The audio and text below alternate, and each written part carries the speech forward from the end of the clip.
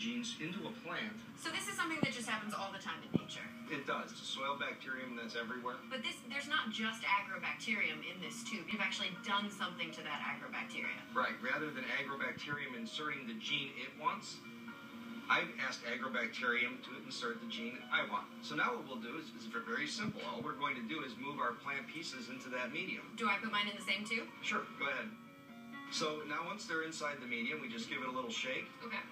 And we'll let it sit for an hour, and then we come back, it's done. So that was pretty easy. We didn't, hit it with any sort of radiation. We didn't do any, use any scary chemicals. But this is plant tissue that is technically infected with a bacterium, but that bacterium has a property that is hopefully going to make the plant taste better? In this case, I think it's going to change fruit firmness, which is one of the major reasons we can't ship really good tasting strawberries is because they're too soft. So what is this going to grow up to look like? If you look in the back corner, right here, this is kind of the after picture.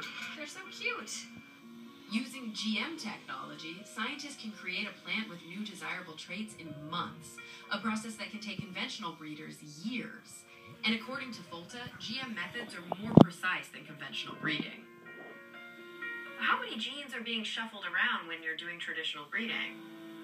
Well, each plant background might have between 30 and 50,000 genes. And when you're doing genetic modification, you're making a GMO, you're making a transgenic plant, how many genes are you moving around? 1, 2, maybe 3. It's always very strange to me that we can mix together whole genomes, 30,000, 80,000 genes, mix them together in ways we don't understand using conventional breeding.